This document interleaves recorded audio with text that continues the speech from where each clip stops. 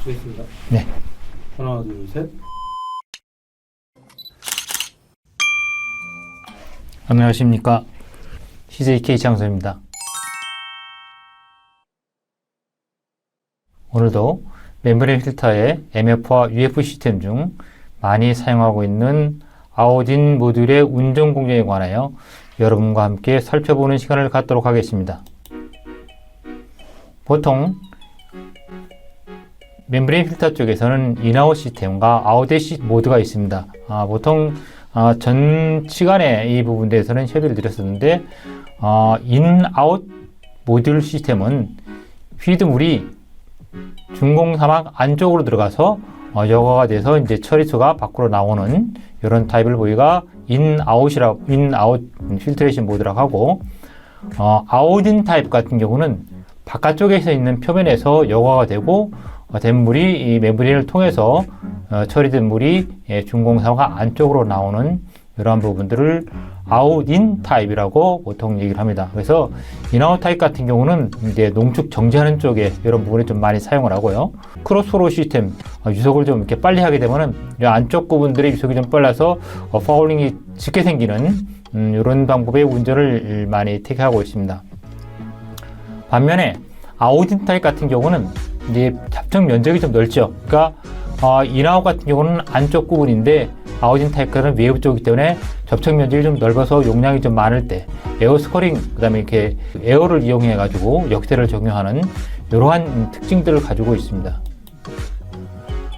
아웃인 모드의 이제 대표적인 모드는 보통 필링해서, 그 다음에 서비스, 그 다음에 에어 버블링, 그 다음에 백와싱, 케미컬 백와싱, 케미컬 리너스 백와싱이죠. 드레인. 그리고 이러한 이제 서비스 공정하고 백와싱 공정에 있는 가면 이제 클리닝, CIP 공정과 인테그럴 테스트 해가지고 단사를 확인할 수 있는 이러한 모드로 크게 나눌 수 있습니다. 공급 수질은 업체마다 약간 차이가 납니다만은 탁도 성분들이 보통 1에서 5ppm 정도, NTU 정도, TOC10 이하, 파티클 사이즈 같은 경우는 보통 150 마이크론인데 이하로다가 보통 해서 앞에 이제 스크린타를 놓고, 왜냐면 이 부분들은 안쪽 부분들이라다가 멤브레인 쪽에 이런 파티클이 들어가게 되면 그 멤브레인 손상을 주기 때문에 보통 스크린 필터를 전처리로 많이 사용을 합니다. pH 같은 경우가 노멀 때는 한 6에서 7 정도, 클리닝 같은 경우는 2에서 한 11 정도 범위, 운전 온도는 25도씨를 하는데 이제 맥시멈 40도 정도까지 가능합니다. 그래, TSS 같은 경우는 보통 20에서 100 정도 이런 조건을 가지고 있는데, 공급 수질 조건이 아무래도 좋으면 좋을수록 UF 멤브레인이라든가 MF 멤브레인에 파울링이 이제 짙게 생기는 경향이 되고 운전이 편하기 때문에 이런 조건들을 가능하면 좋은 조건으로 맞춰주시면 좋겠습니다. 분리막 구조를 셈을 잠깐 보시게 되면은 아웃인 타입 같은 경우에는 내부에서 분리막을 하게 되다 보니까 이쪽 바깥쪽 부분이 이제 덴스하게 돼 있고, 그래서 안쪽 부분들은 이제 스펀지 타입보다 좀 공급이 많아서 물이 이제 이 바깥쪽에 있는 그 필터링 레이어에서 걸러지고 물이 잘 빠져나갈 수 있는 이러한 이제 구조로 많이 이루어져 있습니다. 모듈 운전 조건은 모델들은 옛날에 휴비스워트에서 생산하던 아우딘 타입의 모델에 대해서 잠깐 자료를 가지고 왔습니다. 모듈의 특성이나 조건에 따라 가지고 다 차이가 있기 때문에 이거는 참조로 하시면 좋을 것 같습니다. 아우딘 타입의 현재 플럭스가 한 40에서 120 정도 필터 리프렉스를 보통 얘기를 하고요. pH는 2에서 11, 온도는 맥시멈 40도 정도, 그 인레트 프레저 같은 경우는 한 3바 정도, 맥시멈 오퍼레이팅 템퍼레이처는 TMP가 이제 트랜스 멤브레인 프레저가 한 2바 정도, 2kg 정도를 보시면 좋을 것 같고요. 탁도는 맥시멈 300 이하 이렇게 보시는데 300 정도 들게 되면 크로스로로 운전하시는 게 좋습니다. 그래서 데드엔드를 하게 되면은 로드가 너무 많이 걸리기 때문에 이런 부분이 있습니다. 그리고 그 여과된 탁도는 한 0.1 이하, 익스펙티드 그 필트레이션, 그 SDI는 예상되는 SDI는 한 2.5 이하로 보통 추정할 수 있습니다. 대부분의 멤브레인 모듈들이 유사한 이런 조건들을 가지고 있습니다. 그렇지만은 어쨌든 이런 부분들은 각 업체의 모듈을 참고하셔가지고 운전 조건을 검토하시는 게 좋을 것 같습니다. 모듈 설계 기준은 뭐 보통 이제 필수나 뭐 상수나 지하수, 해수 이런 것 여러 개 있습니다만은 이런 부분들은 특히 필수 같은 경우에는 설계 후록스를 좀 낮춰주고서 디자인하시는 것이 좀 멤브레인은 많이 들어가지만은 이런 오염이 많이 일어나기 때문에 그렇고요. 보통 상수 같은 경우는 보통 설계 후록스 한 60 정도를 많이 적용하고 있습니다. 참고로 하시면 좋을 것 같고요. 아우딘 시스템의 배관 구성은 이러한 식으로다가 보통 통상적으로 이루어집니다. 메이커에서 추천한 약간 차이는 있습니다만은 이런 그러니까 이거는 참고를 하시면 좋을 것 같습니다. 프로세스 플로우를 간단하게 한번 검토해 보도록 하겠습니다. 프로싱 공정 같은 경우에는 이제 초기 운전을 할 때 프로싱이라든가 그 공정은 온수조에서 피드 펌프로다가 배출을 해서 프로싱을 해서 이거 배출하는 이런 공정들은 그냥 우리가 단순하게 씻어지는 프로싱 공정이라고 하고요. 필트레이션 공정 같은 경우는 필터를 통과해서 피드 펌프에서 필터를 통과해서 생산을 하는 이런 공정이고, 보통 이렇게 구성되어 있는 시스템 발브들에서 지금 그 피드 펌프의 발브하고 출구 발브가 열리는 이제 크로스로는 아니고 이건 데드엔드 크로스로 데드엔드 타입으로다가 운전되고 있는 겁니다. 백워싱 공정은 이제 주기가 보통 한 2-30분마다 한 번씩 뭐 차이는 있습니다만은 그리고 시간은 한 30에서 60초 정도, 운전 그 백워싱 위량은 한 150 정도, 이게 단면적당 100 정도 보통 하고 최대 압력은 한 2.5바 정도 이렇게 보시면 되고요. 에어 스코링 하는 경우는 에어로다가 하는 경우는 보통 한 1kg 압력은 1kg 미만 정도에서 운전하시는 게 좋고요. 보통 위량은 3에서 5 노멀 루베 정도 보시면 됩니다. 보통 어떤 데는 메이크에 따라 가지고 1 노멀 루베에서 1에서 2 정도 하시는 분도 있는데 보통 저희는 이렇게 하고 있다.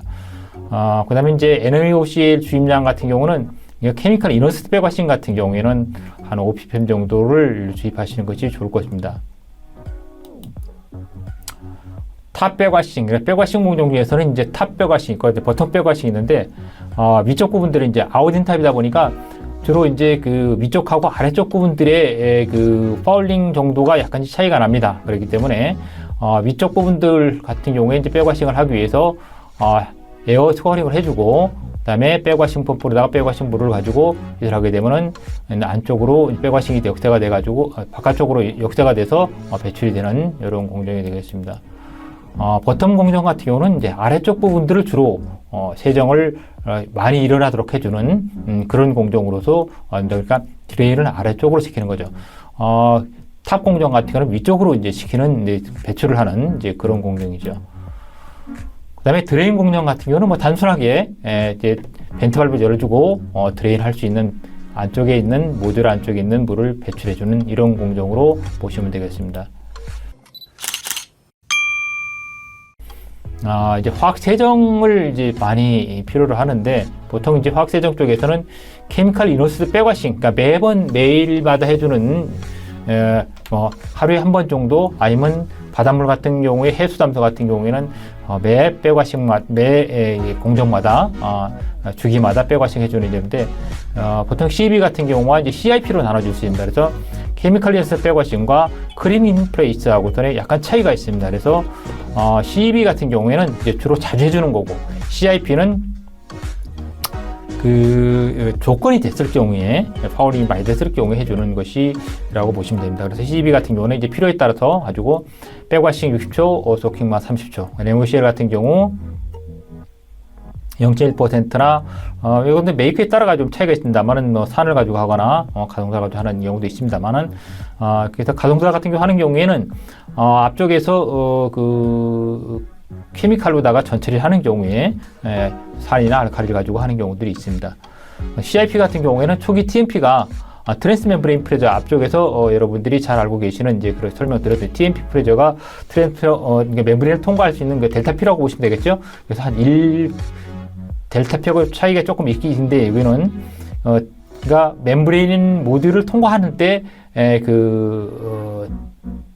차압이라고 보시면 되겠죠. 그래서 한 1바 이상이 되게 되면은 하셔야 되고, 그 다음에 시간은 한 120분 이상, 그 다음에 세정 용액은 어떤 것이 파울링 종류가 어떤 거냐에 따라 가지고 유기세정이냐 무기세정이냐 이런 부분에 따라서 산이나 그다음에 알칼리나 또 아니면 이런 그 미생물의 바이오 파울링에서 NaOC를 쓰는 이런 경우들이 있습니다. 그래서 이거는 업체에서 절차도 나와 있고 이런 부분들이 잘 설명이 되어 있으니까 업체 자료를 참조하시면 되겠습니다.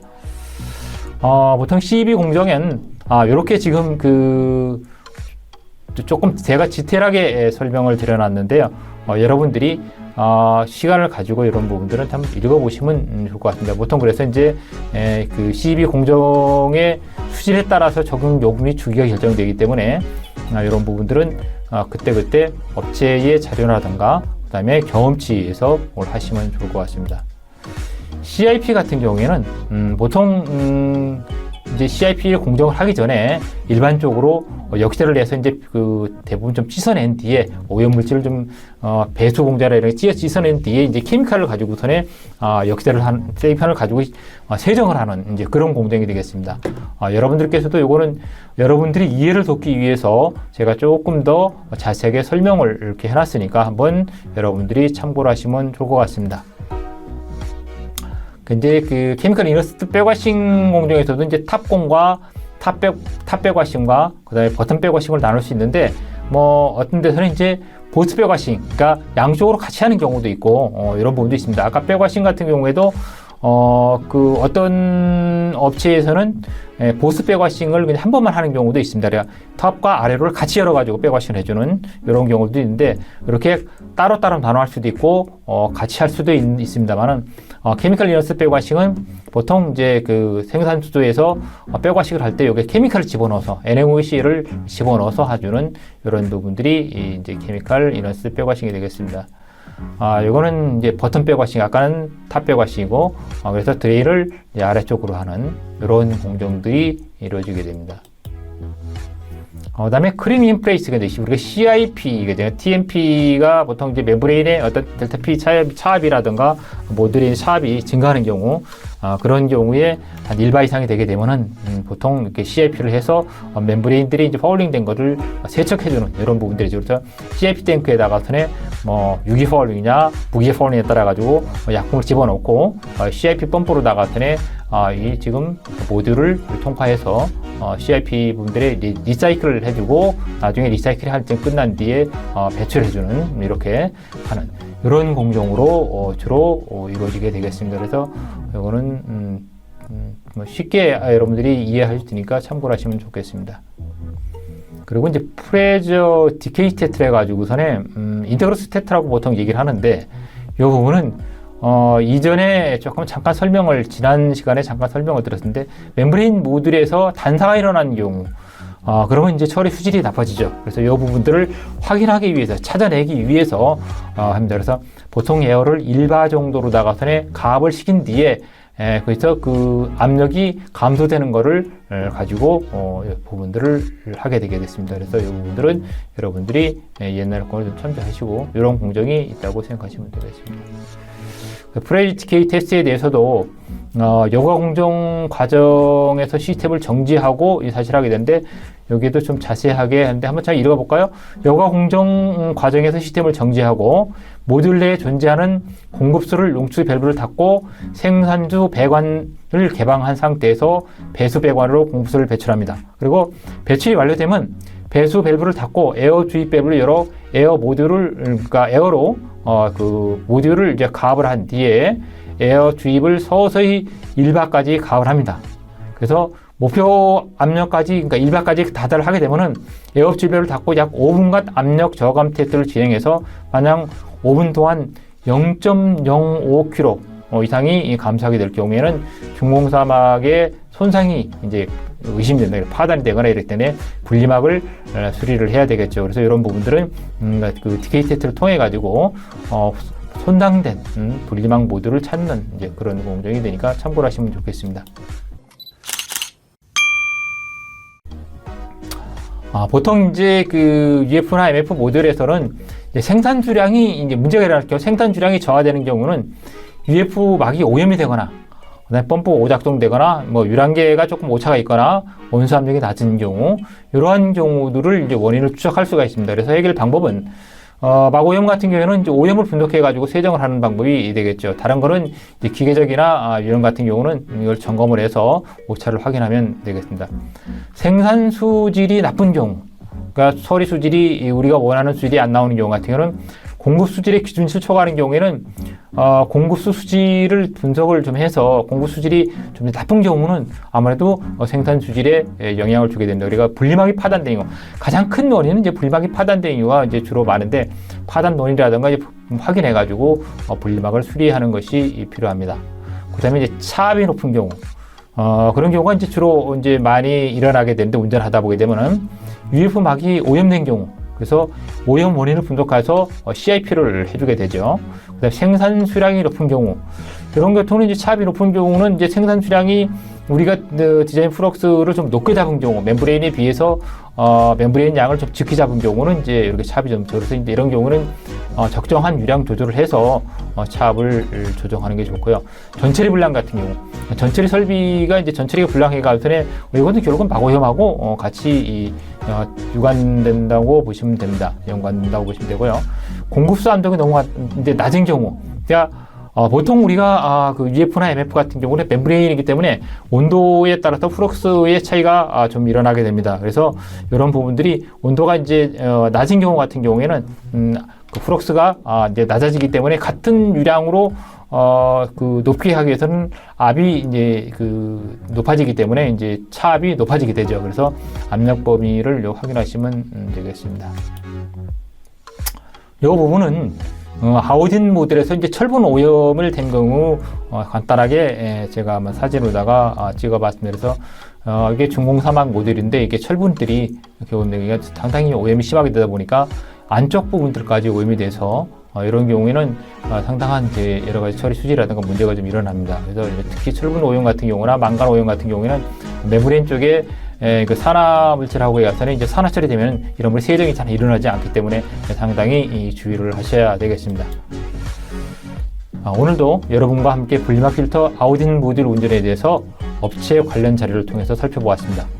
분리막 여가 모듈 운전은 모듈 생산업체마다 조금씩 다르기 때문에 사용하시는 제품의 업체 제공 자료를 기준으로 적용하시는 것이 좋겠습니다. 궁금증이나 문의사항 있으면 언제라도 연락 주시길 바랍니다. 시청해 주셔서 감사합니다. 오늘도 행복한 하루 되시길 바랍니다. 감사합니다.